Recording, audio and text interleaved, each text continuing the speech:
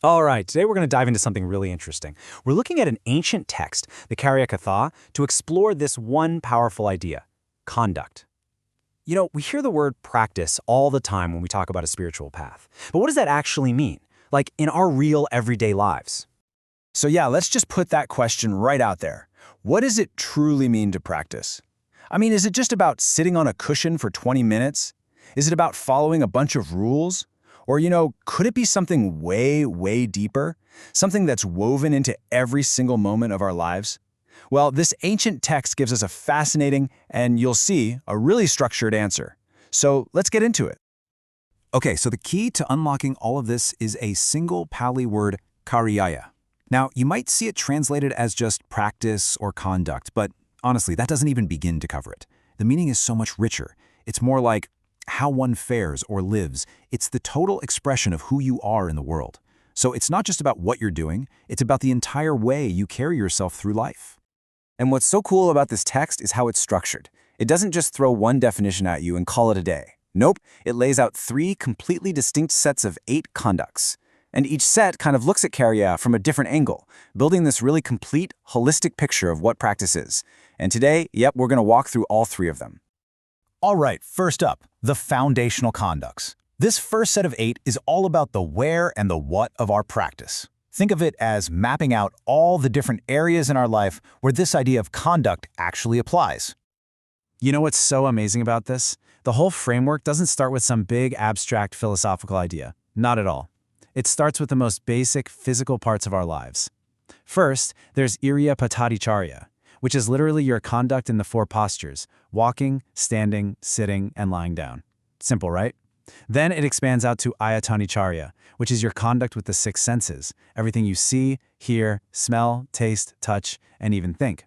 And from there, it moves inward to Saddhicārya, conduct in mindfulness, and Samadhicārya, conduct in deep concentration. I mean, it covers everything from your body to the deepest parts of your mind. But wait, it doesn't even stop there.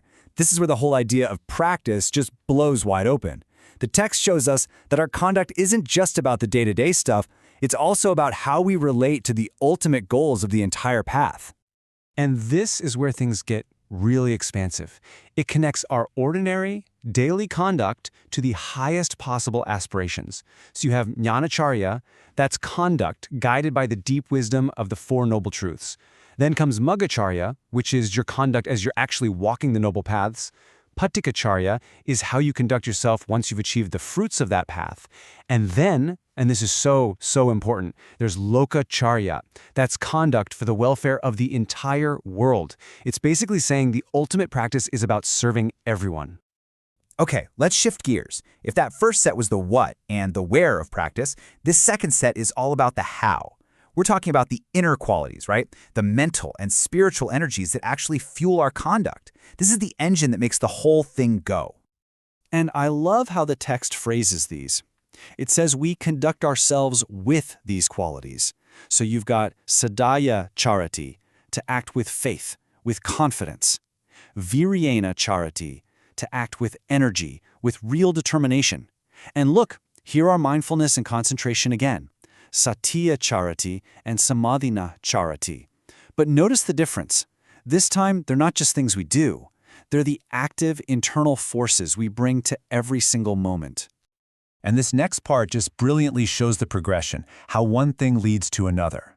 We conduct ourselves panyarya charati, with wisdom, okay?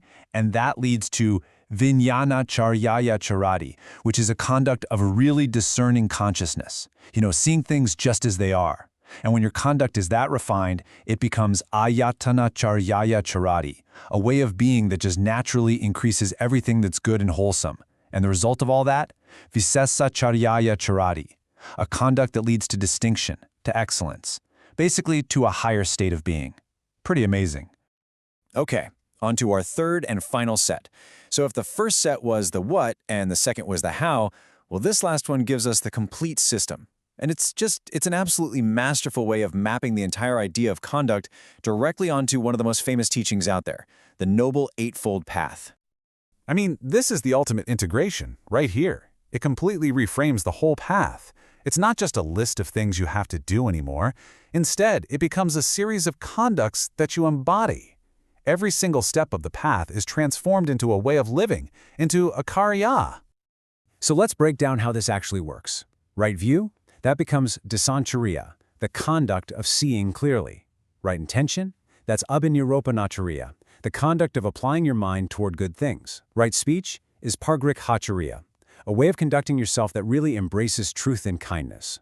And right action becomes samuttanacariya, which means your actions are originating from a pure place. See how that works? It's all about how you live it. And the mapping just continues perfectly. So right livelihood is vedanacarya, the conduct of cleansing your way of life. Right effort is pagahacharya, the conduct of really exerting yourself and putting in that energy. Right mindfulness becomes upatanacharya, the conduct of establishing presence, of being right here. And finally, right concentration is avikipracharya, the conduct of non-distraction. It's beautiful, isn't it? The entire path is transformed from a list into an active, lived experience. So there we have it. We've just walked through 3 different lists of 8 conducts. So what happens when you put them all together? Well, what you get is this remarkably cohesive, really comprehensive framework for what it actually means to practice. And this right here, this really brings it all home. You've got the foundational what of practice, everything from how you sit to your highest goals. Then you've got the internal engine, the how, those mental qualities pushing you forward. And finally, you have the integrated system, the whole shebang, which weaves it all together into the complete noble eightfold path. So if there's one thing to take away, it's this. Cariya, this idea of conduct, it's not just one single action you take. No, it's the unifying thread. It's what connects every single aspect of our being, from the way we hold our bodies, to the thoughts we choose to cultivate, all the way to how we engage with the entire world.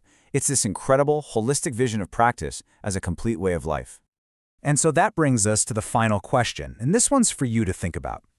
Looking at all these different pieces of conduct we've talked about, from your physical posture, to your energy, to the quality of your focus, which one of them really speaks to you? Which one resonates most with where you are in your own practice right now? What is your Cariya today?